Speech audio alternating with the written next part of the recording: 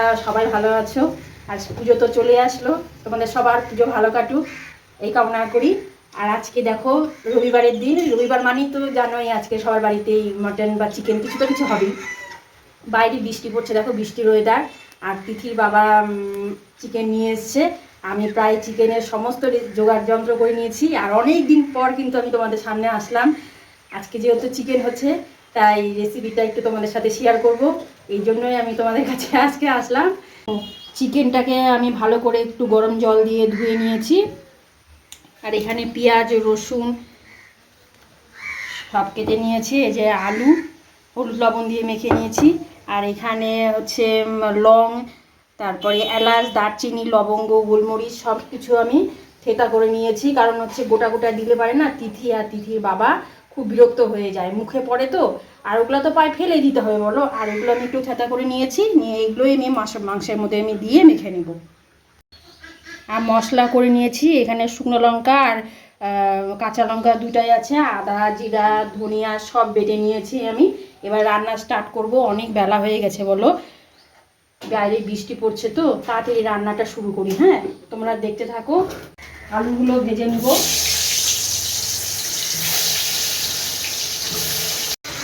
আলুটা ভাজা হতে হতে ততক্ষণ আমি মাংসটা একটু মাখিয়ে নেব। হ্যাঁ,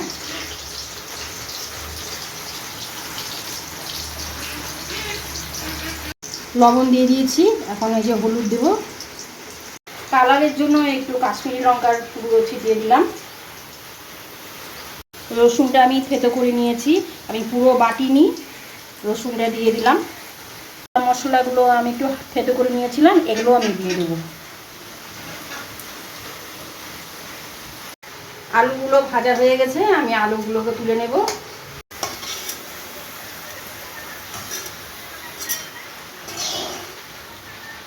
তিথির বাবা বাজার থেকে আজকে মাংস আনতে গিয়ে ও টক দই আর হচ্ছে টমেটো না আনতে ভুলে গেছে, জানো, ছাড়া পড়ে গেছে।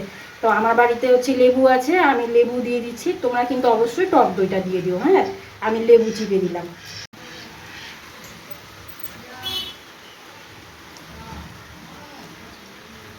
আর যে তিথির বাবার জন্য একটা রসুন দিলাম ছোট্ট, কারণ আমি বা তিথি কেউই রসুন খাই না। আর তিথির বাবা একটু খায় তো, তাই ওর জন্য ছোট্ট একটা রসুনের কোড়া দিলাম। হ্যাঁ, আমি মাংসটাকে এখন মাখিয়ে নেব।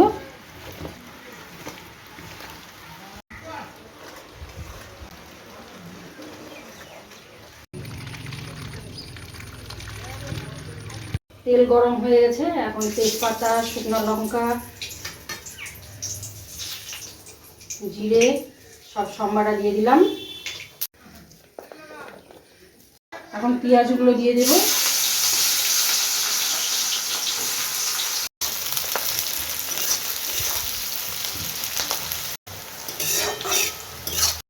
পেঁয়াজটা ভাজা ভাজা হয়ে গেছে, এখন আমি মশলাটা দিয়ে দেব।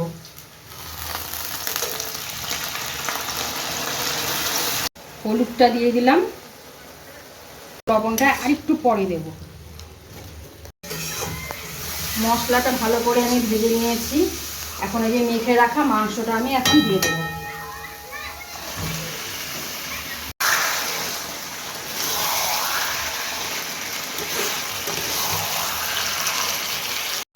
আগে যেহেতু আমি মাখার সময় লবণ দিয়েছিলাম, এখন আমি লবণটা বুঝে অল্প করে লবণ দেব।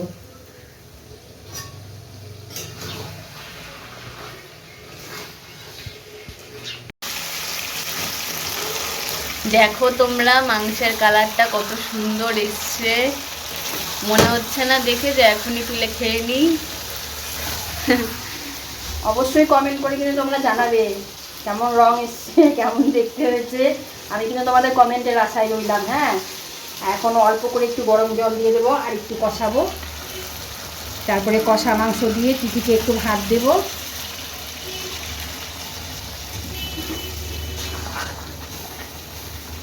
তিথি তো এখনই পারলে খেয়ে নিবে, কিন্তু এখনও সেদ্ধ হয়নি, মানে ওরা ধৈর্য মানছে না, বলছে হয়নি হয়নি, আর একটু হবে, হয়ে নিয়ে কষা মাংস দিয়ে ওকে ভাত দেবো, তারপরে ঝোল দেবো।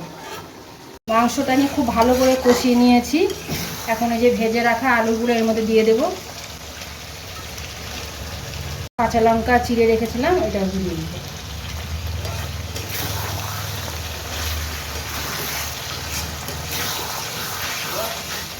এই গরম জল করে রেখেছিলাম, এখন এই গরম জলটাই মাংসের মধ্যে দিয়ে দেবো।